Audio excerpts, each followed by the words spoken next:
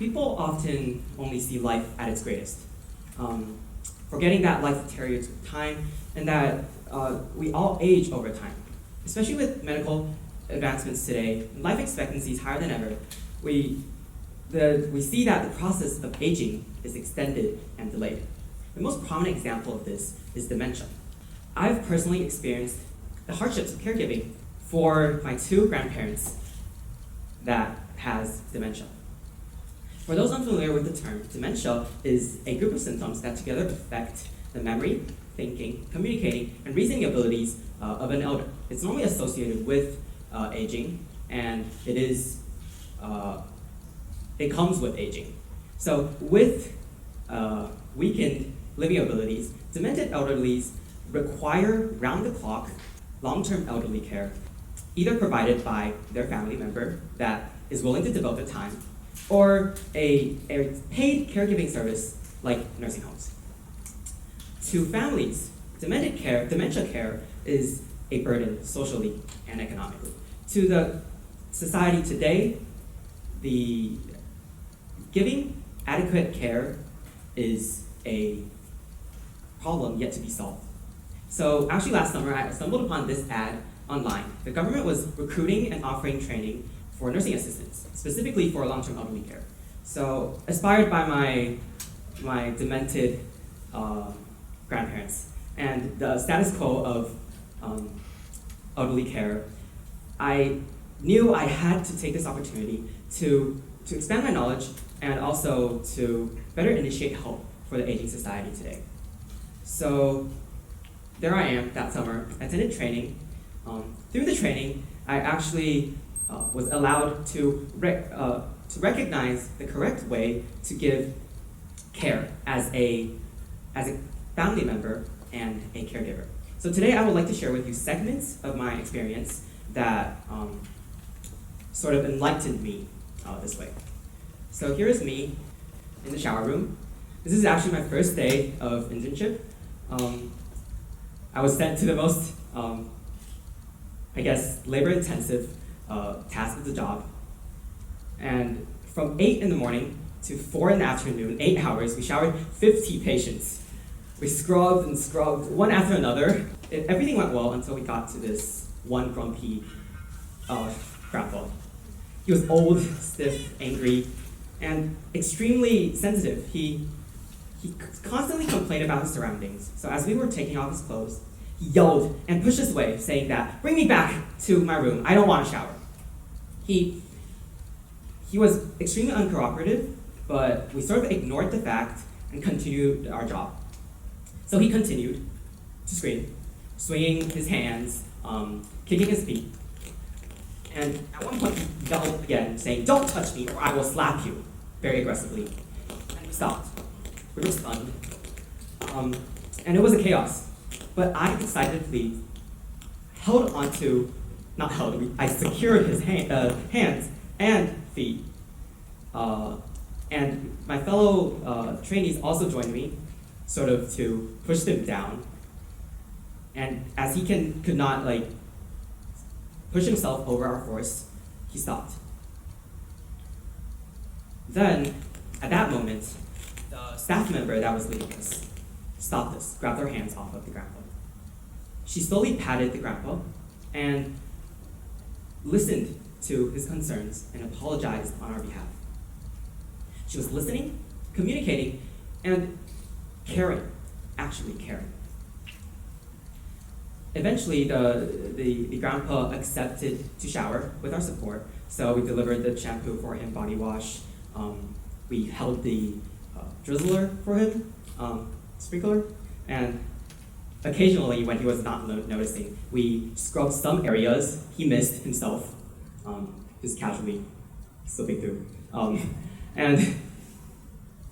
But going back to that moment, at that moment, all we were thinking was finishing the job, doing our job, quickly. But we never really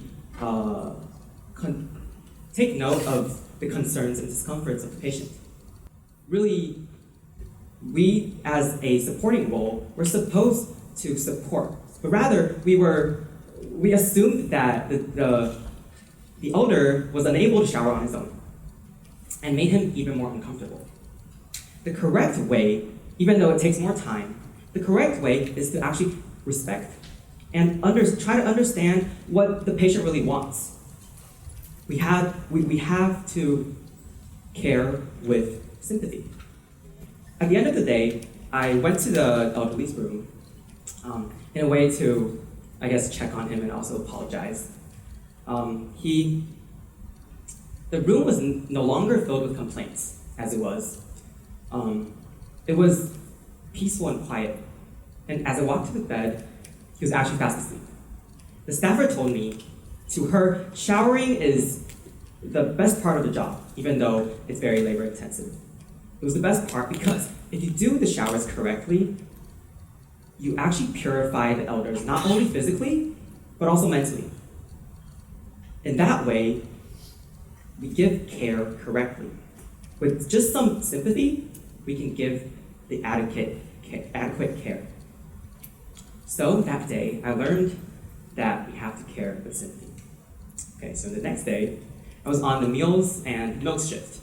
So a little bit of background is that to demented elderlies, at one point, they will lose the ability to actually eat and swallow from their mouth. So they rely on this tube called the nasogastric tube that connects the stomach from the nose, where we pour milk in from. So there I am with the milk and the medicine, powdered medicine,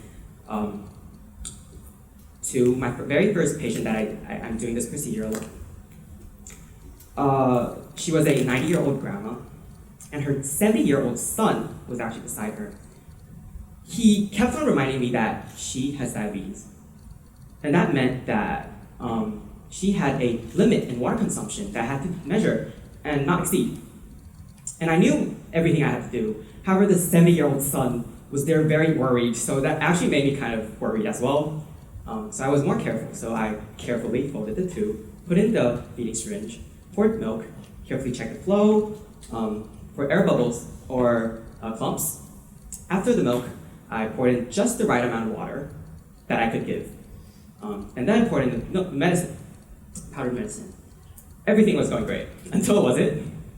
The powder actually got stuck in between the two, so I had to immediately stop and fold the tube in case any air goes to the stomach. And however, there's not enough water for me to dissolve the blockage. That meant I had to add more water, but that also meant I had to exceed the water limit. So after I cleared out the situation, exceeding the water limit, I apologized and explained to the grandpa very aggressively because I was anticipating to be yelled at. However, he did not yell at me. He didn't even blame me for anything. He thanked me and hugged me for saving the situation. I was very confused, so I asked him why accredit me for the save when I was the one who made the mistake. He said, it wasn't a mistake. It was out of the control of any of us, and that I did my best and I saved the situation, so it wasn't my fault. As a family member, if I am in his situation, I would have just went to the manager and get this intern fired immediately. Because to me, my grandma if it's my mom at the bed, I couldn't be logical and understand. But he was understanding and appreciative of my effort and my situation. As a caregiver, being able to hope and receive appreciative feedback back was heart fulfilling. He taught me sympathy, and he taught me that as a family member, we have to sympathize and appreciate with sympathy. So, within the interconnected roles of long-term elderly care, understanding and appreciating is crucial. I learned the importance of understanding through my experience as a caregiver, and I also learned the importance of appreciating through the family member. As a nursing assistant, personally, I found myself more educated, not only in terms of skill, but I found myself more sympathetic in care. With my two stories, my biggest takeaway would be that understanding, appreciating, and having sympathy connects the patient, caregiver, and the family. Although my takeaway might not pertain to all, but I believe that when any of you is in a situation, a similar situation in terms of care, that we should all care with sympathy. Thank you.